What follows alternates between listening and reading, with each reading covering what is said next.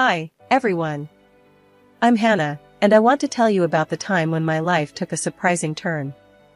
I was 25 years old, working as an accountant at a company where I met Tom. Tom was the head of the marketing department, a pretty serious guy, but with a charm that was hard to miss. At first, Tom and I were just colleagues. We exchanged polite hellos and discussed work stuff now and then.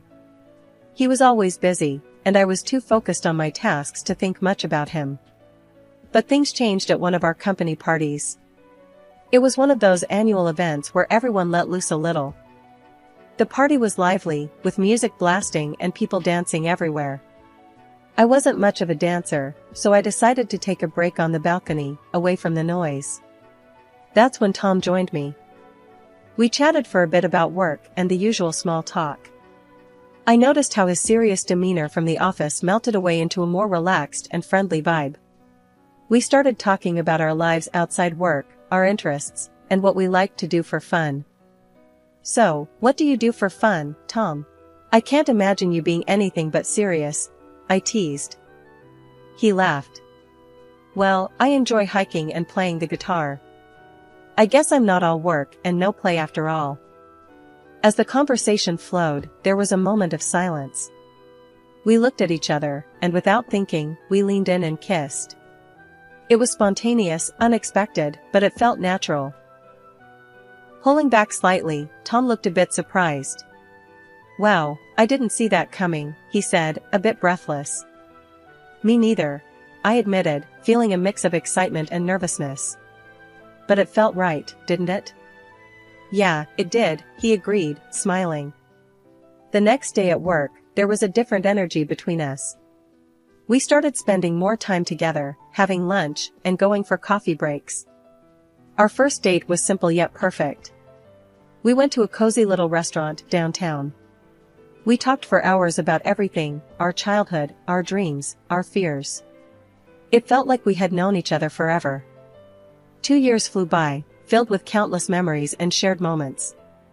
One day, Tom suggested we take a trip to Hawaii. I was thrilled. Little did I know, he had something big planned. On the last evening of our trip, as the sun set on the beautiful beach, Tom got down on one knee and pulled out a ring. "Hannah, you've made me happier than I ever thought possible. Will you marry me?" I was overwhelmed with emotion. "Yes, Tom, I will," I said, tears of joy streaming down my face. We returned home, and the preparations for our wedding began. It was a whirlwind of excitement and planning. Tom introduced me to his parents, Nancy and John. They were a kind and welcoming couple, and I felt instantly at ease with them. We had a simple wedding, but filled with lots of laughter and joy, especially thanks to Tom's huge, fun-loving family.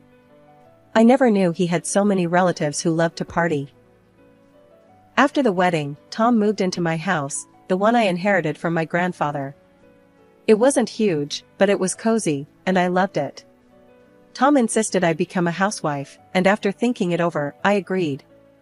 The idea of taking care of our home and spending more time with Tom sounded nice. The first 6 months of our marriage were like a dream. We were inseparable, spending every moment together. We'd go for long walks, binge-watch our favorite shows, and just enjoy each other's company. The house felt so peaceful, and I loved making it our own little nest. Tom's parents, Nancy and John, started visiting us more often. They'd drop by unannounced, but I didn't mind too much at first. It was nice having them around, and they seemed to enjoy our company too. They often talked about their small rented apartment and how cramped it was. One evening, while we were having dinner, Nancy sighed heavily. "I just wish we had more space, you know? That apartment is just so tiny." John nodded in agreement. "Yeah, it's getting a bit claustrophobic." I tried to be sympathetic. "I'm sure it's not that bad.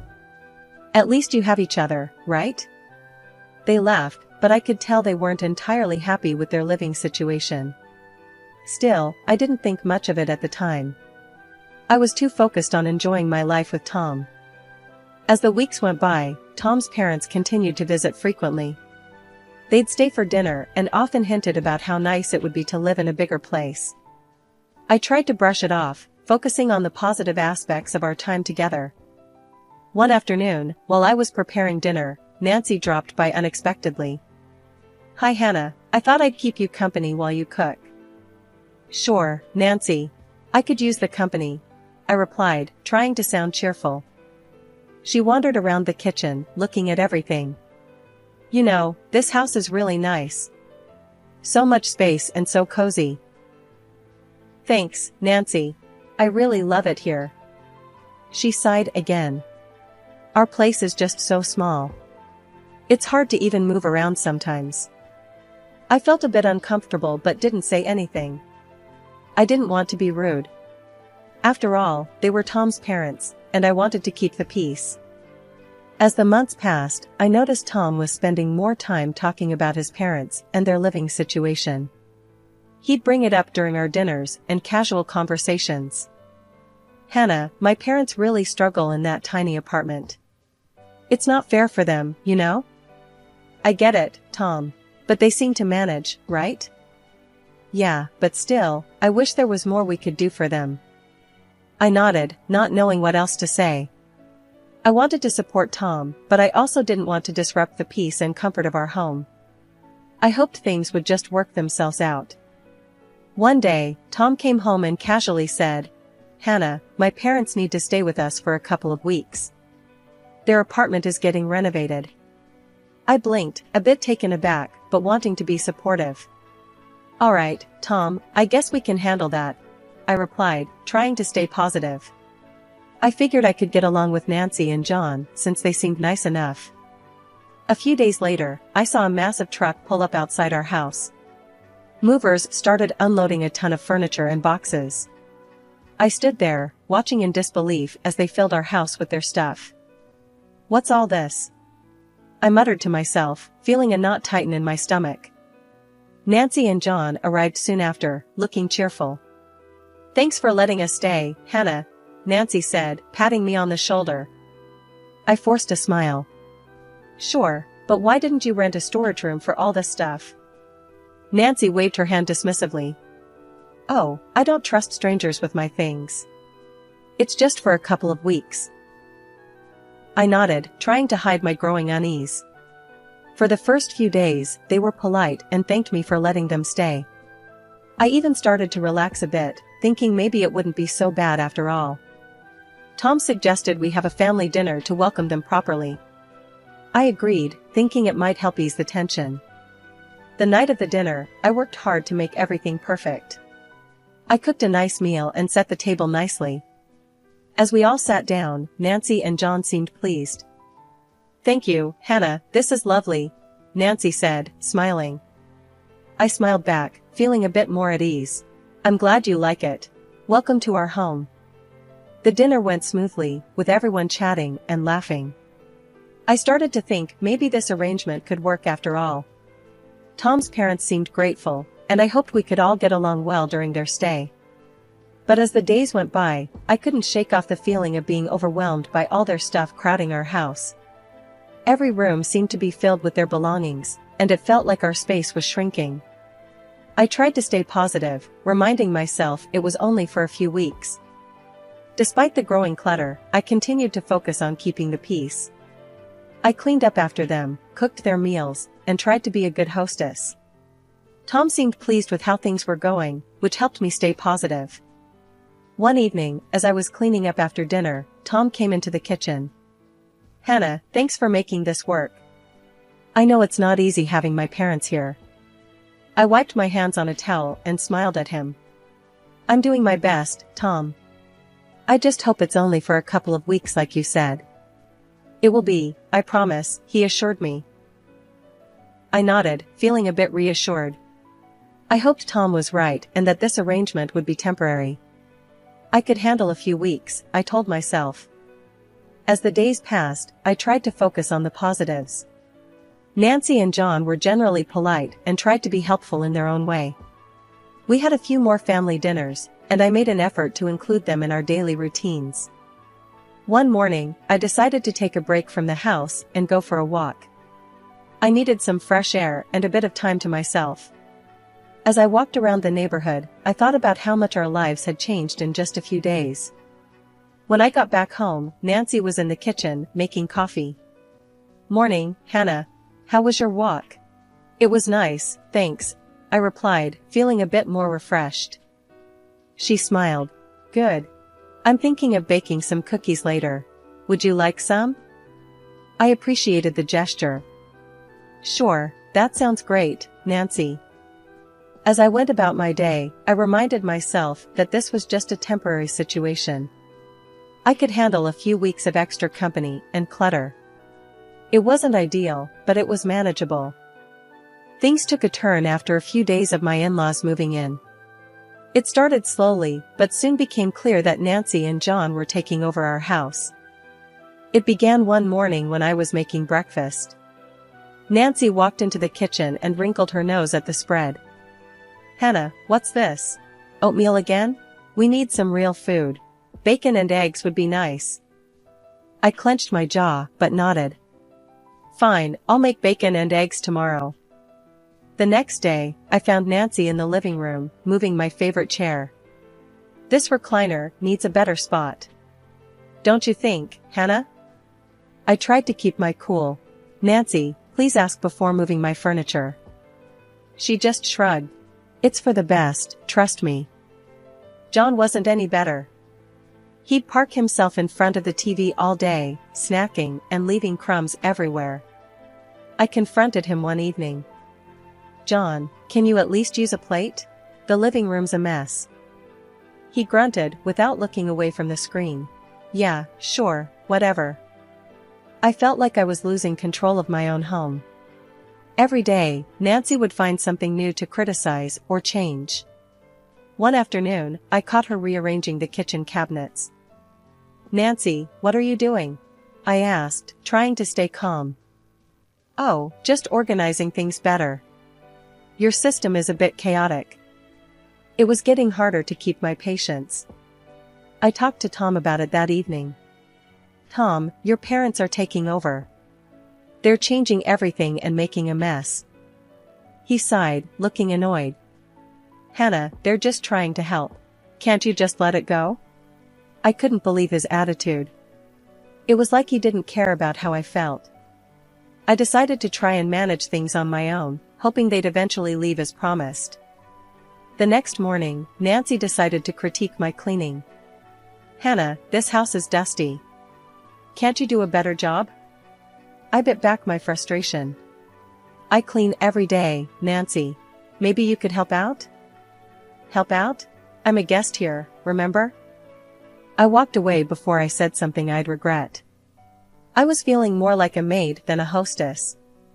John was no help either. He'd leave dirty dishes everywhere, expecting me to clean up after him.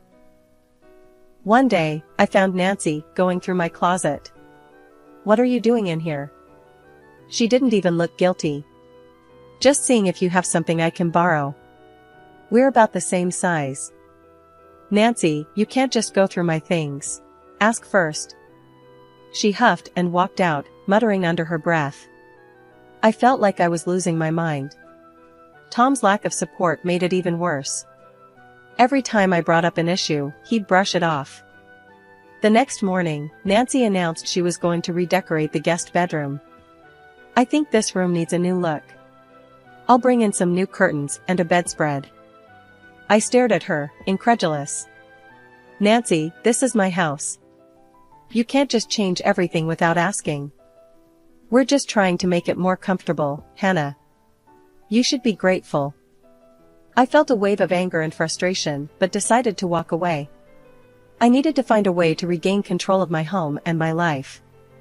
I hoped Tom would eventually see reason, but I wasn't holding my breath. Things had gone from bad to worse. Nancy, my mother-in-law, started taking my bank card without even asking. One day, I noticed charges on my account that I didn't make. It was Nancy, buying things for herself. I confronted her about it. "Nancy, you took my card without asking. You can't do that." She looked at me, unbothered. "Hannah, we needed a few things. What's the big deal?" "It's my card, Nancy. You need to ask first." She shrugged and walked away, leaving me fuming. I decided to talk to Tom about it, hoping he'd back me up. "Tom, your mom's been using my bank card without asking. This has to stop," I told him that evening. He barely looked up from his phone. "Hannah, it's just some groceries and stuff. She can use it, we live off my income anyway." I walked away, feeling defeated. It was clear Tom wasn't going to support me. I felt like I was losing control of my own finances, let alone my house. A month passed, and there was no sign of Nancy and John leaving. Every day felt like a struggle to maintain some sense of normalcy. They were constantly going through my things, rearranging the house, and demanding specific meals. One evening, during dinner, I decided to bring up the topic. "Nancy, John, when do you think you'll be heading back to your apartment?" They both laughed, and I looked at them, confused. Tom finally spoke up. "Hannah, they're staying here indefinitely. I don't have the money to rent them a separate place right now." I stared at him in disbelief. "What? Indefinitely? Tom, we didn't agree on this. They're my parents, Hannah. They need a place to stay." I felt a wave of depression wash over me. This wasn't what I signed up for. Now I was stuck serving my in-laws, who acted like they owned the place. The kitchen was another battleground. Nancy had specific demands for meals and wasn't shy about making them known. "Hannah, I want roast beef for dinner tonight. Make sure it's done right," she instructed one morning. I bit my tongue, trying to stay calm. "I'll see what I can do, Nancy." Every day felt like a struggle to keep my sanity. Tom was no help, constantly siding with his parents. I felt trapped in my own home, forced to cater to people who treated me like a servant. One evening, I decided I'd had enough. I needed to confront Tom and make him understand how miserable I was. "Tom, this can't go on. Your parents are treating me like a servant, and it needs to stop," I said, my voice trembling with frustration. He shook his head. "You're overreacting. Just deal with it." I felt tears of frustration welling up, but held them back. It was clear Tom wasn't going to change his stance. I knew I had to find a way to stand up for myself and take back control of my life. As the days went on, I tried to set firmer boundaries with Nancy and John, but it felt like a losing battle. They continued to overstep, and Tom continued to defend them. So, one day I went for a run to clear my head and ended up taking a nasty fall. I broke my leg and some good Samaritans called an ambulance for me. After a long day at the hospital, I finally got back home in a taxi, exhausted and in pain. When I hobbled through the door on crutches, Nancy and John were sitting in the living room, watching TV. Tom was there too, looking annoyed. Nancy glanced up and said, "Where's dinner, Hannah? We had to order pizza."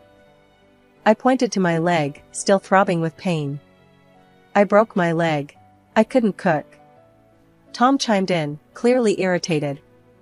"Hannah, stop pretending. You can still cook." "Pretending? I was at the hospital all day, Tom," I shouted, feeling the frustration boiling over. "No need to get dramatic," Nancy said, turning back to the TV. I was forced to cook dinner on crutches the next day. It was a struggle, but I managed to get something on the table. Nancy and John still found reasons to complain.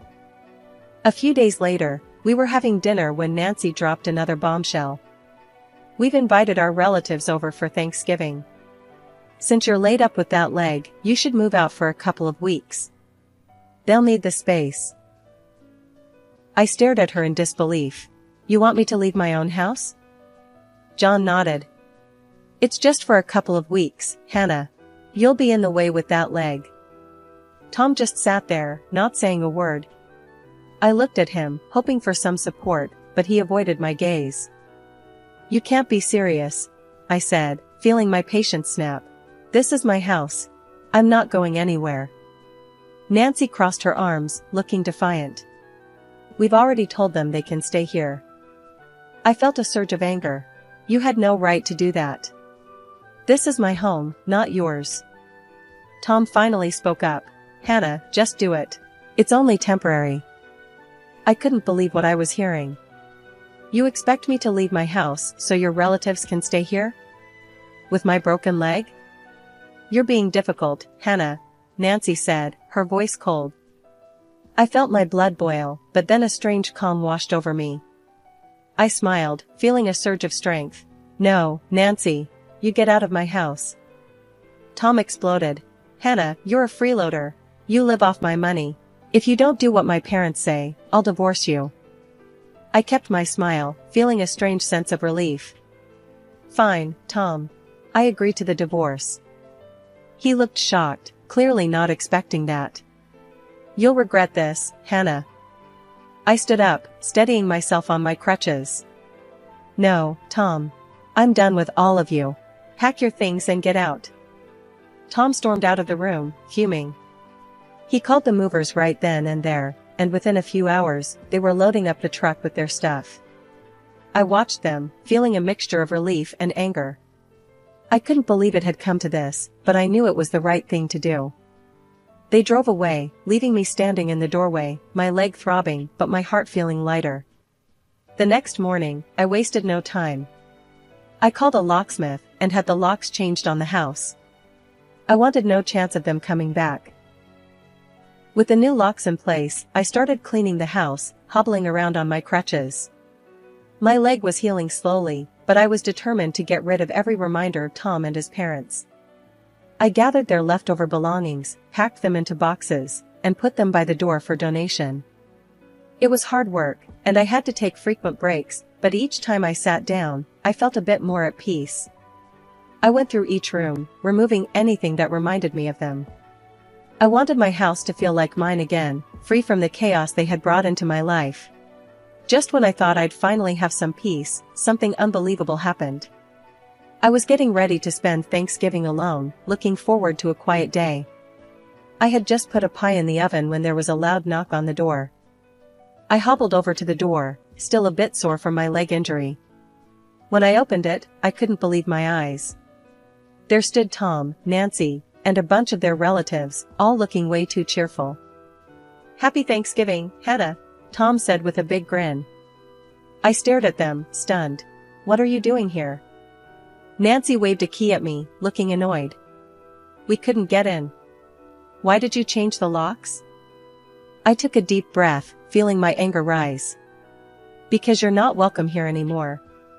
"I changed the locks, because you're strangers to me now." Tom laughed, clearly not taking me seriously. "Come on, Hannah. I earn the money here. You can't just kick us out." I couldn't help but laugh too, but it was a bitter laugh. "Tom, I've got savings from my grandfather. I don't need your money. I can take care of myself." Nancy's eyes lit up when she heard about the money. "Oh, well, we came to make peace, Hannah. We should all live together as a family." I shook my head, feeling a strange calm. "No, Nancy. I don't consider you my family anymore." Tom looked shocked, still not believing I was serious. "You're really going to do this, Hannah?" I nodded and pulled out the divorce papers I had prepared. "Yes, Tom. Here are the divorce papers. I'm done." Nancy tried to push past me. "Hannah, let's talk about this inside." I stepped in front of her, blocking the doorway. "No, you're not coming in. If you don't leave, I'll call the police."